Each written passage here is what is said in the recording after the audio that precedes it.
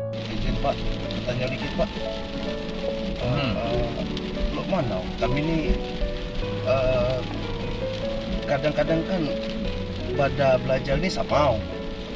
Saya sekol, sama-sama pada berguru, sama-sama pada belajar. Tapi capaian hasil lo tuh ada dia berbeda lo. Aku beda, dia ini beda. Ada yang sukses, ada yang gagal. Kira-kira minta pendapat kamu dikit lo mana Pak?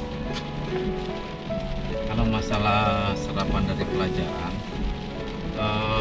intinya tergantung dengan niat. Kan kata Tuhan itu, tergantung semuanya itu tergantung dengan niat. Walaupun berguru dengan sama, belum tentu kemahiran kan dan ke tingkat keterampilannya sama. Kita misalnya lihat sebuah perguruan silat kan, perguruan silat, gurunya sama, jurus yang disampaikan sama. Tapi pada saat nanti tanding, ada yang mendapat juara, ada yang tidak. Betul. Ya, di mana bedanya? Ya, pada dasarnya berbedanya itu intinya pada niat. Yang niatnya kuat, tingkat keazamannya tinggi, itu biasanya dia lebih semangat, lebih serius, lebih menekuni dan mencintai dengan hati. Nah, inilah orang biasanya orang sukses. Ada yang niatnya kurang, cuma ikut-ikutan, yang penting ikut, terus ada juga karena paksaan. Ini orang biasanya orang-orang yang gagal dalam proses tersebut. Ya, intinya cuma di situ saja. Nah, intinya adalah pada niat dan kekuatan keinginan tadi. Jadi aku tuh berapa kadang-kadang galau, kadang-kadang ini. Cuma minta dikit motivasi, lu mana mau ke depan aku tuh lebih semangat, aku lu mana ngejar Galau terhadap apa? impian aku tuh takut ndik tercapai lu. Oh, terhadap masa depan. Lu aku tuh nak membangun rumah lu ndik tercapai itu lu aku tuh udah aku beli tapi lu itu pesimis. Nah, ya baik. Jadi hidup ini Paris ya. Hidup itu kita nih ada di tengah tiga waktu. Satu waktu lalu, yang satu waktu sekarang, yang satu lagi waktu masa depan. Ada tiga waktu. Waktu masa lalu itu tidak akan pernah dirubah. Waktu masa lalu itu yang mencetak kita sampai di saat ini. Kalau saat ini, misalkan saat masa lalu kita berkhayal ingin menjadi seorang pedagang. Nah, kalau saat ini kita jadi pedagang karena gambaran kita di masa lalu.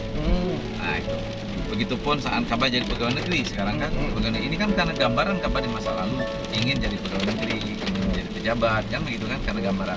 Jadi semuanya itu adalah hasil dari pemikiran, hasil dari impian di masa lalu. Nah, itu di masa sekarang ini namanya masa sekarang.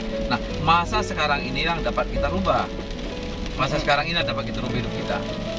Tadi sebagai saya sampaikan bagaimana arah dan tujuan kita dan kita tetap di rel dan tujuan itu. Tuh. Sekarang masa depan. Nah, tidak sedikit benar orang menakutkan masa depan. Banyak sekali orang menakutkan masa depan. Kalau seandainya begini nanti gagal, kalau sini ini tidak tercapai. Nah, ini orang-orang yang takut akan masa depan itu orang-orang yang tidak percaya dengan Tuhan. Ya, orang tidak percaya dengan Tuhan. Kenapa? Karena bahkan dia sudah mendahului Tuhan. Ya, orang tidak percaya Tuhan dan bahkan dia lebih parah lagi, dia sudah mendahului Tuhan. Kenapa?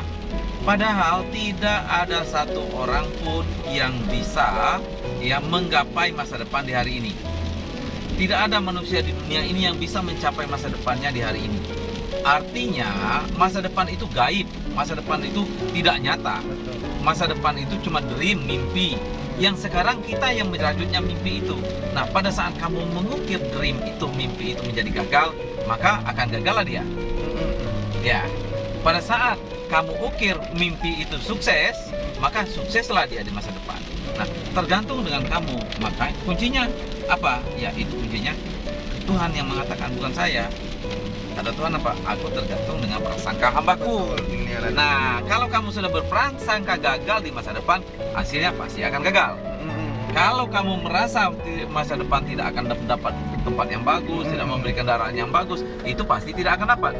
Tapi kalau kamu kamu cintai masa depan itu, kamu cintai cita-cita kamu itu, bagaimana mendampingkan energi positif agar tadi mobil yang dicita-citakan mendekat, terus rumah yang dicita-citakan mendekat menjadi kenyataan. Nah, itulah yang namanya doa yang sesungguhnya dalam bentuk harapan. Dan itu yang akan diijabah oleh Allah. Karena itu kata hati dalam bentuk dream. Bagaimana cara menyampainya? Karena kamu dream kamu itu terus, kamu akan mencapainya. Kamu akan berusaha berbuat baik terus untuk mencapai itu. Makanya saya sampaikan orang yang menemukan arah mana yang harus ditempuh terhadap tujuan yang sudah ditentukan, yang ditentukan di hadapan. Berarti tanamkan terus rasa itu harus aku punya di dalam hati. Iya, kamu pikir positif, masa badas kamu dikurung. Oh, kelas siap. Terima kasih Pak atas waktunya. Iya.